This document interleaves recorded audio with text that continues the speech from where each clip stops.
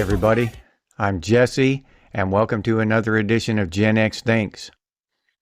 And today I'm going to talk about the entertainment industry, then and now. Like, how was it when we were kids? What was it like when we were kids compared to what it's like today? And as we all know, it has changed quite a bit. Now, to take video games for instance, they have come a very long way. They've changed a lot, and not for the better in the overall, the grander scheme. Yes, the graphics have gotten better. Nobody can argue that. The animations and the physics has gotten better. But have the games themselves improved? Has the experience improved? Now, some of my first recollections of video games, I grew up real poor, and me and my brothers and my brother and my sisters, we didn't have, expensive toys like that. So me and my brother didn't have game consoles. We never had Atari or Nintendo or any of that stuff.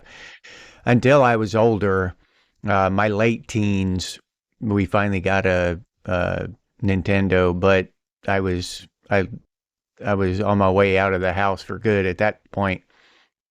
But when I was a kid, I would go over to my friend's house and play Atari or something like that. And that was a really, really fun experience for me back then. Now, all my friends would want to come over to my house and ride the horses and stuff because my dad was a horse trainer. But I'd always want to go to their house and play video games. But they were bored with their video games. But still, I go over there, and one of my best memories was playing with a friend of mine. His name was Mike, and me and him would play Contra on his I forget which console it was on, but we'd play Contra. And it was one of the first actual two-player games where both, you could use two controllers and run around on the screen together. And it was really, really effective and well done. And me and him, we just had a blast on that thing. We could spend hours. We'd get the chips and the sodas, and we'd have our snacks there, and we'd just spend the whole day together playing that game. And that was so much fun. Not just the act of playing the game and shooting the bad guys and stuff, but the social interaction between me and my friend. We would just spend quality time there talking trash to each other and playing the game together. Where nowadays that doesn't happen as much anymore, if at all, really. You're online with a bunch of random strangers and, watching them teabag each other and shit. That just, I don't know. If somebody had said that to me back then, that's the way video games would go, that huge corporations would be in charge of manufacturing these games, and like Hollywood does with the movies, I probably would have believed it, but I would have been sad back then. Now the passion for the making of the video games isn't like it was back then. Back then you would have these passionate people, and they would just devote their heart and soul into these little games, and you could tell they were labors of love, and us kids would just gobble them up. I mean, they were terrific. I remember playing when I was really young in school. I remember playing those text-based RPGs, kind of like the books where you'd read the book and then you'd choose which page to go to based on your decision, like that. And those games were really fun and didn't have any graphics at all. And part of the reason they were so much fun was because graphics were so shitty back then, or non-existent. The way, if you go back far enough, they were just non-existent. Everything was just text. But that text was amazing. It was awesome.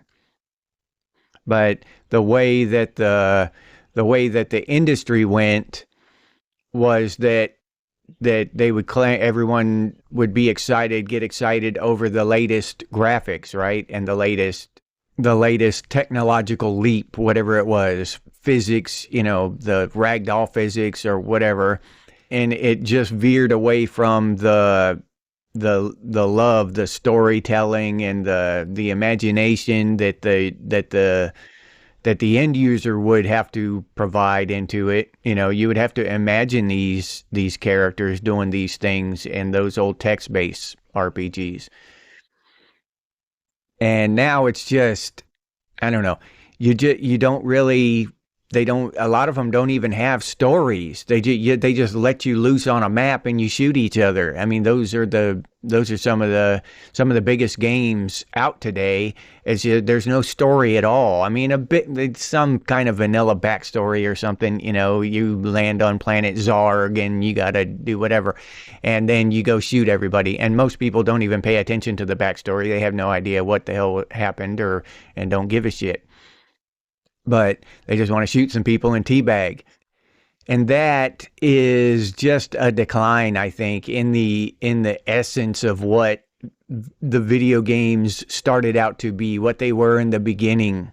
I remember going to the arcade when I would save up enough quarters and be able to go to the mall and spend a few hours at the arcade, and it was just like being transported to another dimension or another planet or something. It was just a room in a building just for kids our age. There were no adults in there playing video games and shit. It was just us kids.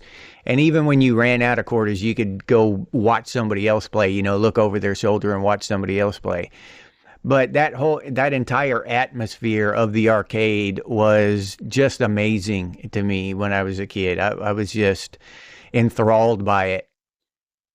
And I was really, really sad to see that go.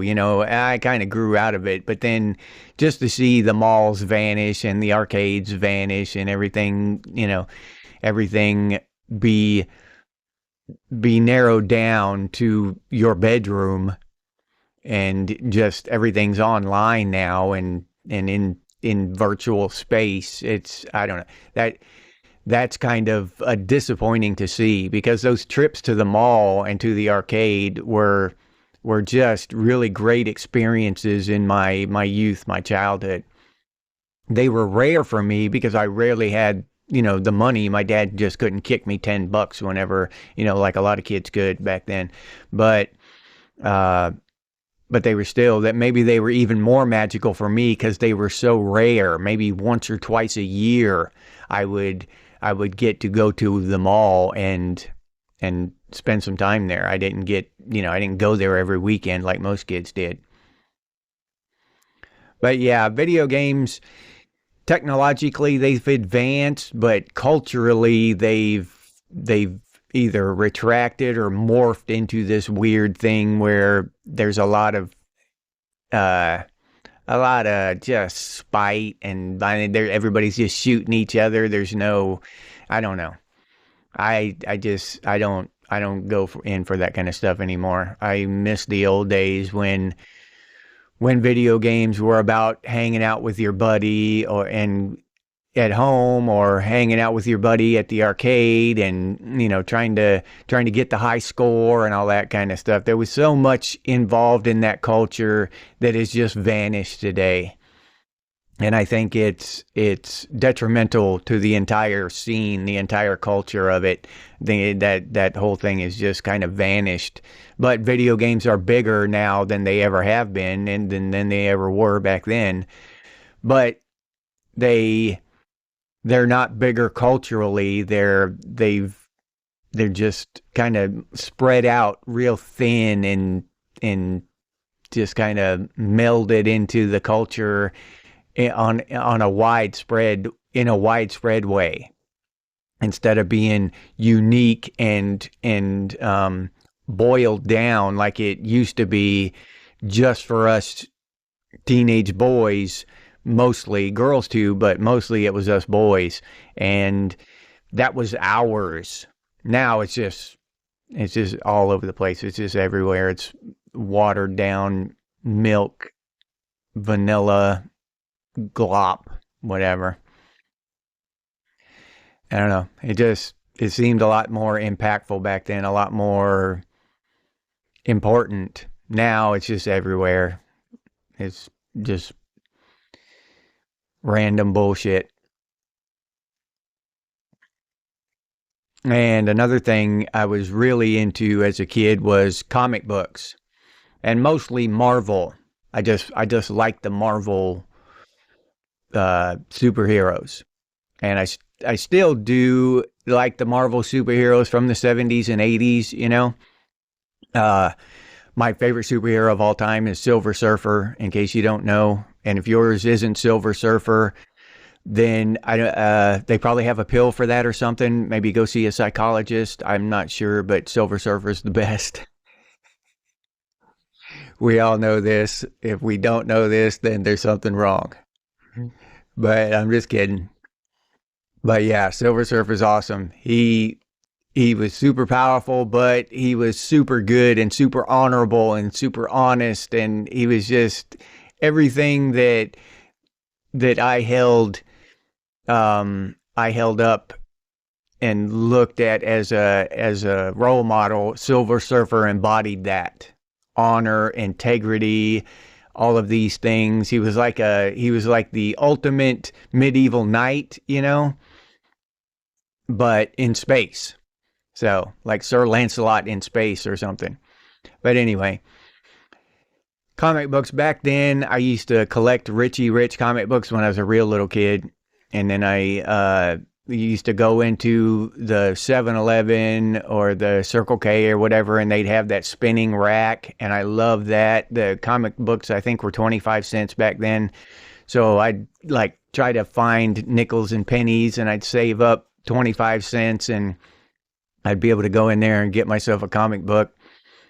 And that was a thing that was just it was just amazing. I could go in there and get a comic book and hold it in my hand as a little kid, and it was just such a wonderful experience to save up that 25 cents and then go in there and buy myself a comic book, and then take care of it and treasure it. Don't let my little sisters rip it up. I'd have to hide it, and yeah, so that kind of experience is more or less completely gone. You have comic book stores here and there nowadays that sell old comic books, and they're full of comic books and action figures and stuff, but that whole culture has kind of gone away, where little kids could go into the store and buy a comic book. And you could go into a grocery store. All kinds of stores had those spinning racks with comic books on them. But eventually that just went away. Nowadays we have digital comic books. I have a couple of them, but it's just not the same. It's a digital thing that I paid for, but I don't own. They can just delete it whenever they want, and that just saddens me that the kids nowadays don't get to experience that. Going in there and going into a gas station and buying themselves a comic book and treasuring it. So that whole thing, everything being digitalized and online and not real anymore. You don't get that sense of accomplishment for owning something real. Everything's just digital. You just download it and it's kind of there, you can kind of see it. It's just, dots on a screen. I don't know. That whole concept just baffles me, how everything is just being converted to dots on a screen, and it's just pixels. That's all it is. It's nothing. It's not real. It's not solid. It's not tangible. It's just fake bullshit. I really miss that about the 80s and 90s. Just real stuff. I don't know, that it's just an overall vague kind of feeling that I have, something missing out of my life where, the things we used to collect and adore and cherish are just digital now. They're stored in the cloud, wherever that is, and whatever. Just weird now. I don't like it. It's stupid. And movies. Movies, all right? And this will tie back in because of the whole Disney buying Marvel and then making the whole Marvel Universe thing, and then DC trying to do the same thing with the JLA. So movies tie into comic books a lot. And this whole thing, it started out with the Marvel thing with Iron Man, and I was really excited about that. Being a comic book fan, I would love to see those characters on screen and do all their cool stuff. But some of the characters, they just screw them up. They just really do. Like the first time they had Silver Surfer on the big screen in that Fantastic Four movie, he was like a brushed nickel looking color, just stupid. He wasn't silver. Yeah. So anyway, that's nitpicking, but he's the Silver Surfer, for crying out loud. But these movies nowadays, like I mentioned in a previous video, I watched Civil War, and I've seen all these movies that are coming out now, and I don't know what is missing. I rack my brain and I go through, the different streaming channels looking for a good movie that's come out recently, and I can't find one. And then I'll start watching one and I'll get into it for 5 or 10 minutes trying to watch it, and then I'll just lose interest. I'm like, this is bullshit. So, but I can go back and watch Terminator or Predator or First Blood or, Red Dawn or They Live. I could literally go on all day listing the movies from the 70s and 80s and 90s that I could watch over and over and over again. They're just good. Fight Club. Come on. They just had great movies.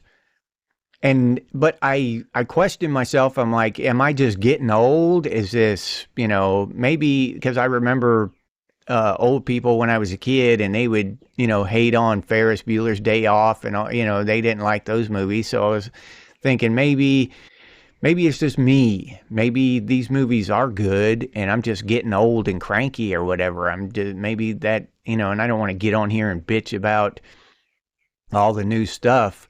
But the new stuff sucks. I mean, come on, let's admit it. Let's just put it out there. This new shit sucks. I mean, it's not good. If it was good, I would call it good. I want it to be good. I wish it was good. I wish they would make good movies. I wish they would make good music. But they don't. It's just bullshit. It's unbelievable. The characters aren't... They put characters in these weird situations that they wouldn't be able to get out of, you know what I mean? Even the kind of movies that I like and I try to watch, post-apocalyptic and stuff, they'll put these characters in these positions and with no explanation on how they got out and stuff, no backstory on how they are able to do these things. And it's just, I don't know. Laziness, maybe it's just laziness. Maybe it's just so much stuff is being done for us now that it's killing our creativity. It's killing our inspiration. I don't know, but it sucks, and I don't like it. I wish they'd go back to making good movies. There's a lot of good movies from even the 60s and stuff that I liked. I like older movies. Not all of them, but there are some that I really like from before my time. Cool Hand Luke, for one. I love that movie. I've seen it many times. I can watch it right now. And there are, once in a while, they have a good movie, a good contemporary movie, but very, very few and far between. They're just all, seems like they're all focused on the big superhero blockbuster movies. They want to make $2 billion. So that's, I don't know, that whole Marvel Cinematic Universe thing kind of changed the way they make movies, and not for the better. And this whole thing with the found footage and the you can't, the people aren't allowed to look, right? What's that, bird cage or whatever, where they weren't allowed to see, they had to wear blindfolds, or they're not allowed to make noise and all. It's just a different spin off the same idea. You got to be quiet or you can't. So I don't know, I just get bored with that kind of shit. It's just the same shit, just you taking away a different one of the senses, so you can't see, and then you're not supposed to make noise, you're not supposed to do this or that, Quiet Place or whatever. And those kind of movies are just, they were okay when the first one came out, but then they get repetitive and burn out, and then everything's just spin-offs. And that started back in the 80s and the 90s. They would spin off, look at all the Rockies and all the Rambos and that kind of stuff. You get burnt out on that shit after a while. And then they just keep rehashing older movies, remaking older movies that were great to begin with, and then make shitty copies of them. Why not take shitty movies and make good copies of them? Why not do it that way? But anyway, yeah, I'm sick of that. Them taking our great movies from the 80s and remaking them into dumb shit, just making them stupid. That it doesn't even equate. They try to vanilla it up and make it fit into today's society and make it matter to today's kids, or maybe they're trying to latch on to our nostalgic feelings, but it always just turns out stupid. I don't like it. Music. And this might be debatable on some level, but we just had the best music, period. You go back to Beethoven and shit, back when they first started clanging rocks against sticks and shit and making a beat. That the 80s, 90s, that was the best music ever. So that's probably, maybe I'm biased, I probably am, but I think there's a solid argument there. And today's music is again, I don't know what else to say. It's just stupid. It's boring. It's dumb. I don't like it. It has no soul. It has no feeling.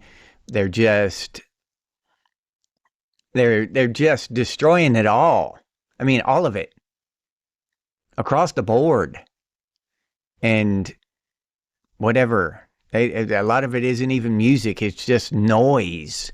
At least, our music, even our worst bands, I mean, they held a tune and sang a song. But yeah, nobody can compare with the music from the 80s and 90s, in my opinion. Just the best music, and across all genres. All genres. I'm not singling out, Guns N' Roses and shit. I'm talking about country music, rap, all of it. It was awesome back then. And today, I don't know what they're doing. I don't care. I don't listen to it. I hear it once in a while, inadvertently, and it's shit. So I don't even mess with it. But in my opinion, a lot of these things were great.